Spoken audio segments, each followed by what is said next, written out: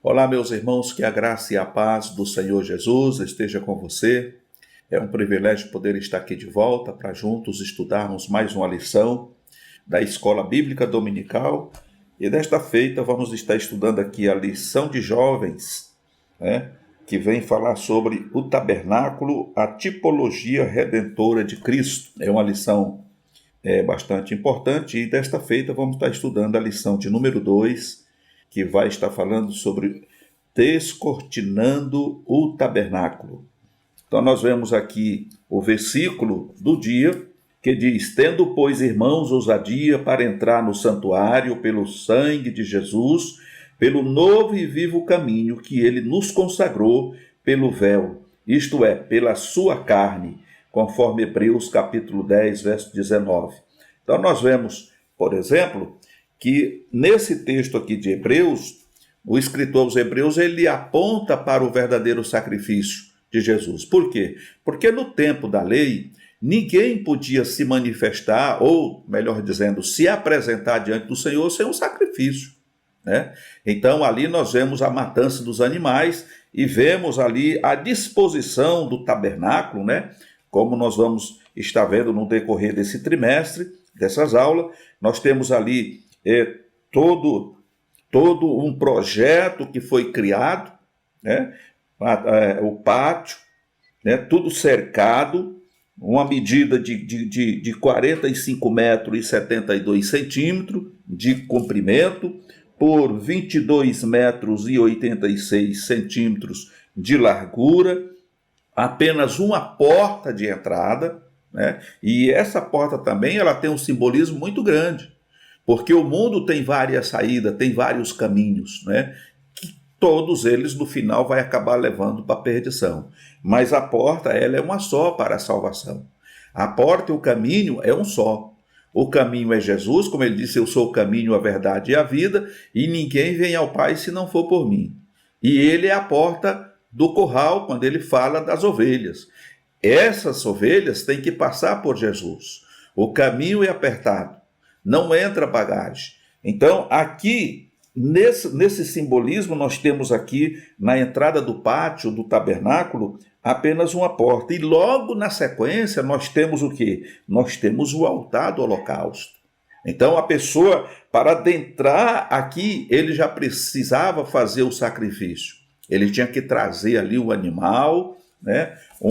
Que seja um par de rolinhas, um pombo, né? Alguma coisa ele tinha que trazer para que o sacerdote fizesse o sacrifício por ele. Era a transferência do seu pecado para aquele animal. O animal morria e a pessoa que estava em pecado era absolvido do seu pecado e continuava vivo.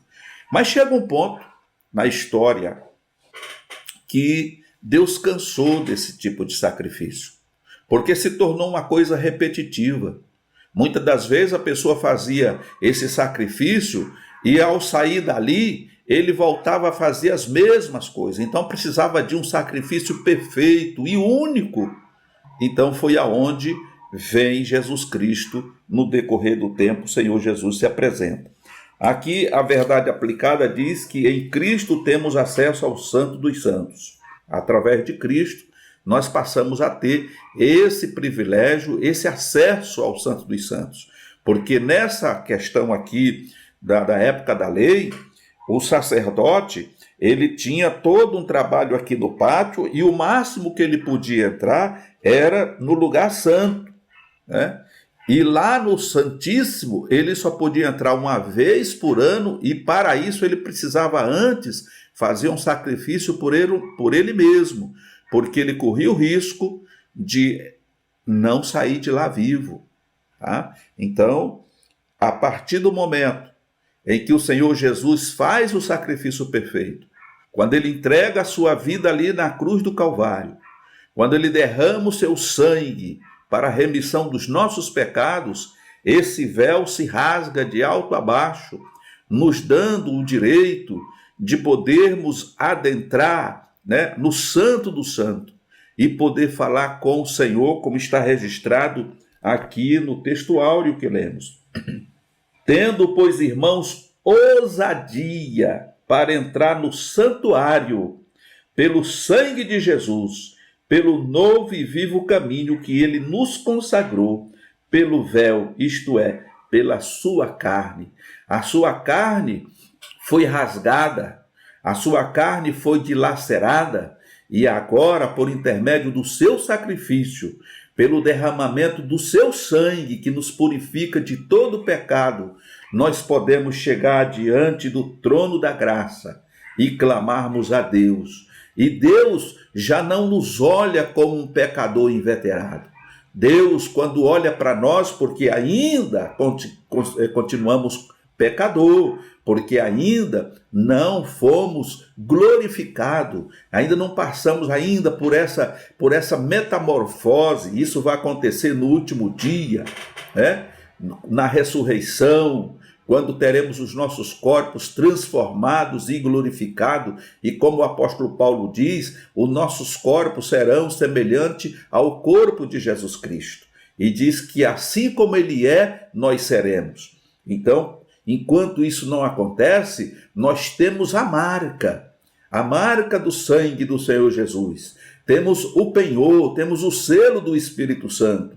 Então Deus não olha para nós, né, e nos vê uma pessoa qualquer, mas ele nos vê agora como filho, como diz lá, né, o Evangelho de João, capítulo 1, ali, se não me falha a memória, versículo 12, que Deus nos recebeu como filho. Todos quanto receberam, deu-lhes o direito de serem chamados ou feitos filhos de Deus. Então é isso é muito importante.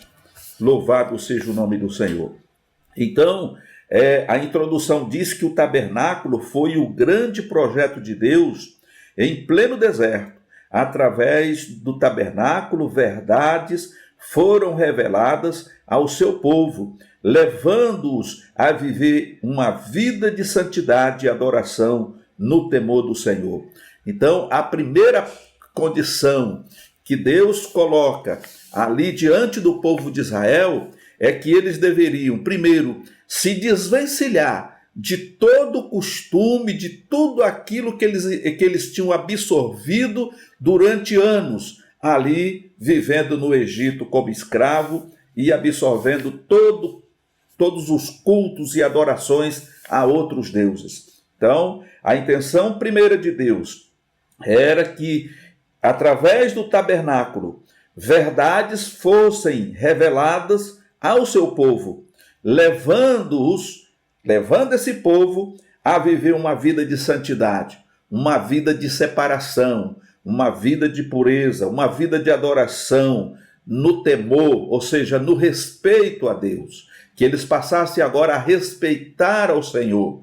Temer ao Senhor não é ter medo do Senhor, mas é ter um respeito filial. É aquele respeito que eu posso dizer assim, de pai para filho. Embora que hoje isso também seja diferente, porque hoje a gente vê filhos aí falando com os pais de uma maneira que muitas vezes me deixa até arrepiado. Porque eu fui criado numa época em que a gente tinha que bater continência para o pai, porque o pai é o pai. Então, a gente tinha e tenho até hoje, meus filhos têm isso, porque eu passei isso para os meus filhos, então é um costume de família, né? Ter respeito pelo pai. Então era isso que Deus exigia, que eles tivessem adoração e um temor. Não é ter medo do pai, não é ter medo de Deus, mas é ter esse respeito filial. Então, no ponto-chave aqui, nós encontramos que Deus estabelece no meio do seu povo, objetivando um relacionamento. Deus buscando um relacionamento com o seu povo. Quer dizer, o tempo do sofrimento, o tempo da angústia, o tempo da lamentação passou. Agora é nova vida, uma vida, né, respaldada pelo amor de Deus e por meio de um relacionamento íntimo. E isso hoje não é diferente. Deus ainda busca essa comunhão com o seu povo, ok? Então, o ponto primeiro diz aqui que o tabernáculo era dividido basicamente em 3 partes. Primeiro, o pátio, como já falei aqui, com as suas medidas, né?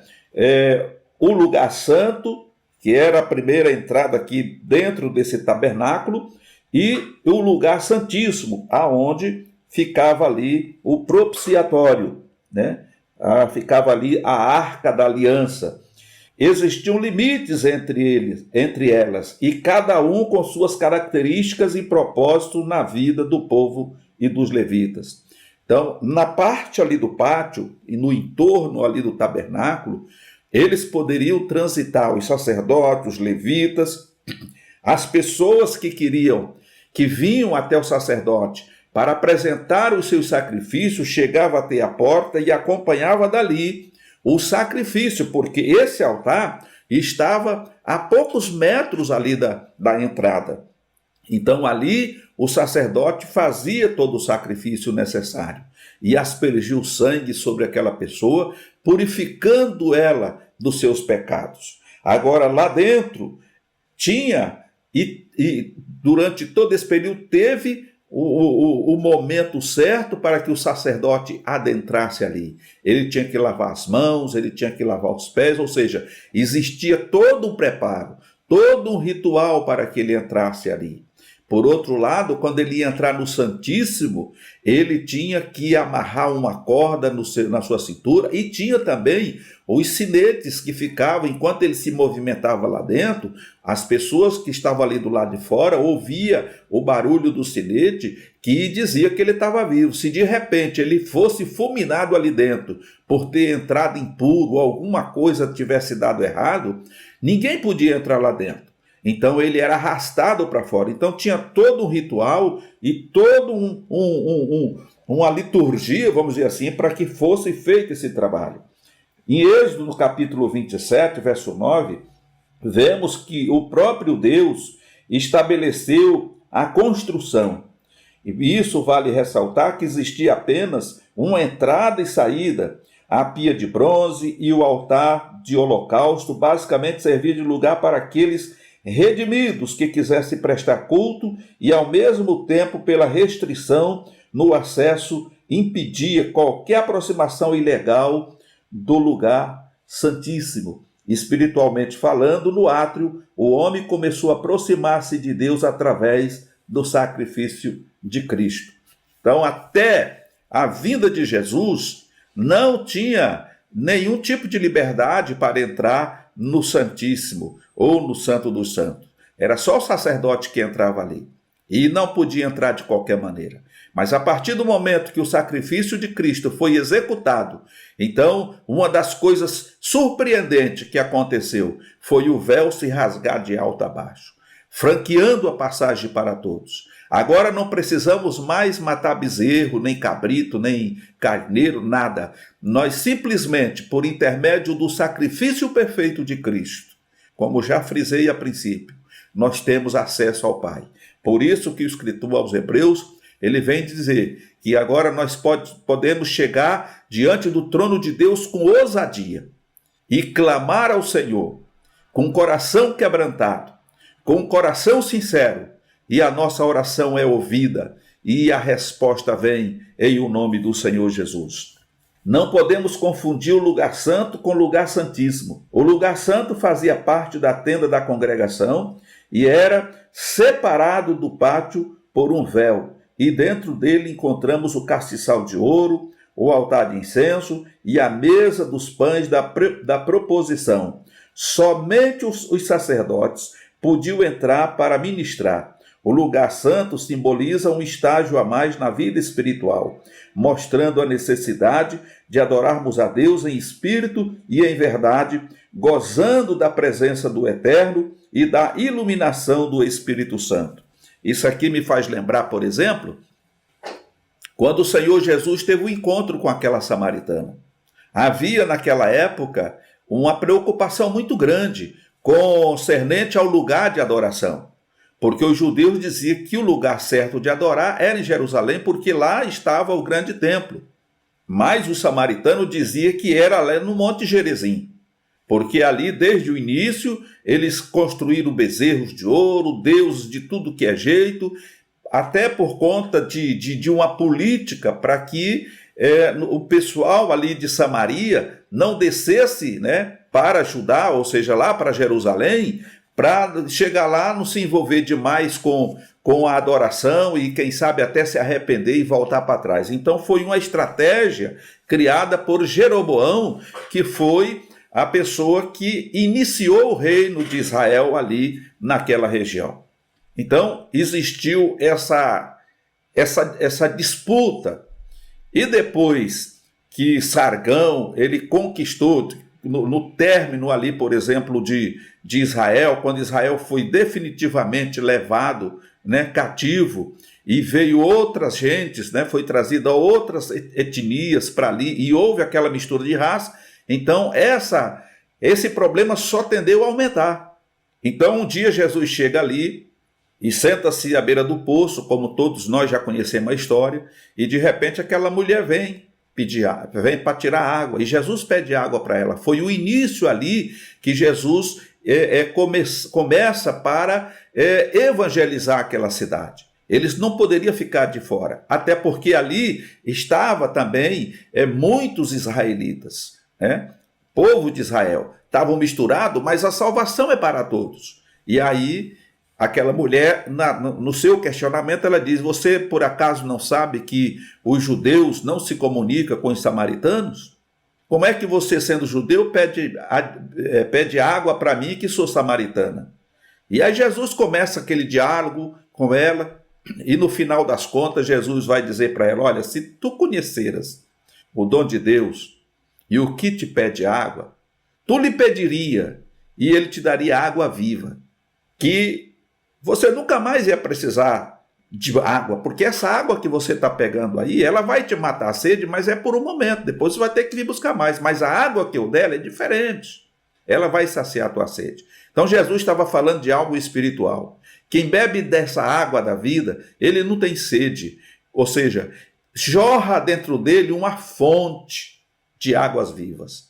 E aí aquela mulher, depois de compreender, através das revelações que Jesus faz para ela, ela deixa o seu cântaro e vai buscar, ou vai convidar as pessoas que ela conhece, vai falar de Jesus para aquelas pessoas, porque ela descobriu que Jesus ali não era outra pessoa a não ser o Messias, o Cristo. Então nós vemos aqui, através desse texto, que nós tivemos esse acesso a partir da vinda de Jesus. Se vivêssemos naquela época, nós seríamos tratados da mesma forma que foi o povo de Israel.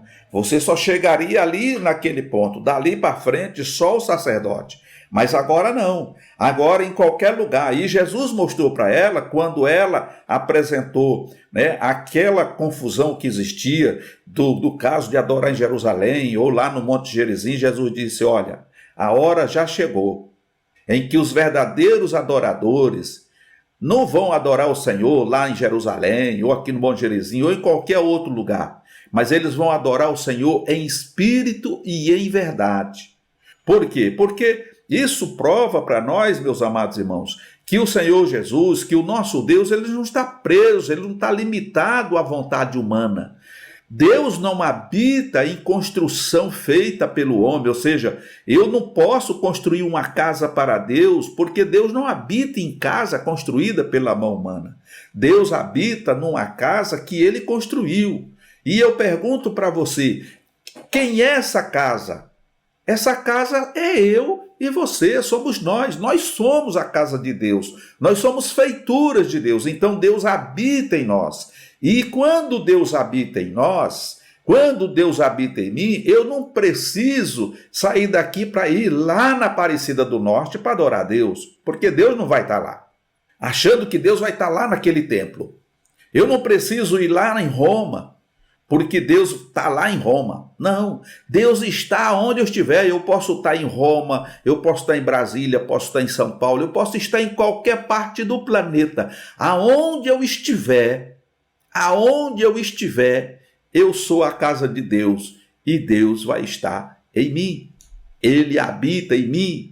Não é à toa que o apóstolo Paulo, ele cita muitas vezes quando ele diz: nós somos templos do Espírito Santo, somos casa de Deus, somos edifício de Deus. E o próprio Senhor Jesus, ele argumenta isto lá no Evangelho de João, quando ele diz: Aquele que guarda os meus mandamentos, esse é o que me ama. E aquele que me ama é amado do meu Pai.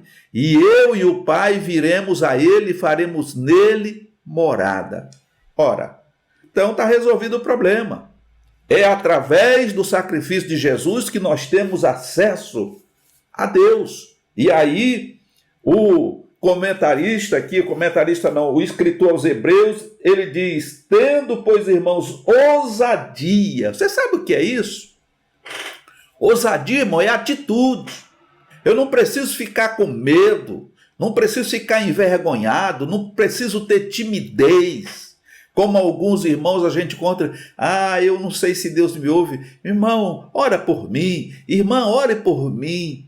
Porque eu não sei se Deus me ouve, mas claro que a gente precisa pedir ajuda em oração. Às vezes estamos passando por um problema, quanto mais orar, né, quanto mais pessoas se envolvem naquele pedido, melhor. Mas a palavra de Deus diz que vale muito a oração de um justo, né? Então, se eu sou justo, a minha oração ela tem valor diante de Deus. Mas a intercessão ela é importante também. Então, nós precisamos pedir oração uns aos outros, mas não podemos ter esse acanhamento de ter medo de entrar no nosso quarto ou em algum lugar e buscar o Senhor. Agora, o escritor aos Hebreus diz assim: irmãos, tendo, pois, irmãos, ousadia para entrar no santuário, pelo sangue de Jesus, pelo novo e vivo caminho que ele consagrou, pelo véu, isto é, pela sua carne. Então nós temos essa ousadia, porque nós temos agora um representante legítimo. Não é um sacrifício qualquer. O sacrifício de Jesus, ele selou de vez por toda tudo que era necessário para que a gente tivesse esse passaporte permanente e atualizado para poder adentrar a presença de Deus. Porque agora, irmão, nós não somos mais criatura. Nós somos agora filho. E qual é o filho que não tem liberdade dentro da sua casa? Claro que tem. Eu posso entrar e sair dentro de casa a hora que eu quiser, porque eu sou filho e tenho acesso agora ao Pai. Jesus se tornou para nós o nosso irmão primogênito. Aleluia. Porque está escrito que todos quanto o recebeu, o Senhor Deus deu o direito de se tornarem, em algumas traduções, filhos e filhas de Deus. A saber, os que creem no nome do Senhor Jesus. Você tem crido no quê? Você tem crido em alguma coisa que está nesse planeta, ou você creu no Senhor Jesus? Se você creu no Senhor Jesus e tem certeza da sua salvação, que os seus pecados foram perdoados, então você não precisa de timidez. Você agora tem ousadia para chegar diante do trono de Deus e falar com o Pai, como um filho fala com o seu pai, e pedir e agradecer pelo que ele está fazendo por você. Isso é muito maravilhoso. Louvado e engrandecido seja o nome do Senhor Jesus. E para concluirmos, diz aqui a conclusão: através da obra vicária de Cristo, hoje não precisamos mais de utensílios para acessar a presença de Deus, pois somos o templo do Espírito Santo. Todos aqueles que adentram ao reino por intermédio de Cristo alcançam o extraordinário na presença de Deus. O tabernáculo ficava posicionado no centro do acampamento israelita, de frente para o oriente, de onde nascia o sol. Deus desejava habitar no meio do seu povo e os instruiu para este posicionamento geográfico, a fim de que o povo aprendesse a depender de Deus e o colocasse no centro de todos os âmbitos da nação. Então, esta é a conclusão desta aula. Deus, como o nosso sol da justiça, hoje ele brilha nos nossos corações. Nós temos, irmãos, a imagem de Cristo. Temos conosco o Espírito Santo que o Senhor nos outorgou, que o Senhor nos enviou quando ele disse: se eu não for O Consolador não virá a vós, mas se eu for, ele virá e ficará convosco para sempre. Você já imaginou o que é isso? Não é por uma semana, por um século ou dois, mas é para sempre. Hoje eu tenho o Espírito Santo comigo. Você tem o Espírito Santo. Nós temos o Espírito Santo do Senhor, aleluia. E por isso podemos, com ousadia, chegar diante do trono do Senhor. E se muitas das vezes, como diz o próprio comentarista, o próprio texto bíblico, que muitas das vezes não sabemos orar como convém, diante de alguma dificuldade, de uma necessidade que muitas vezes não sabemos nos expressar, temos aí o auxílio do Espírito Santo, que intercede diante de Deus com gemidos inexprimíveis. Então temos esse cuidado.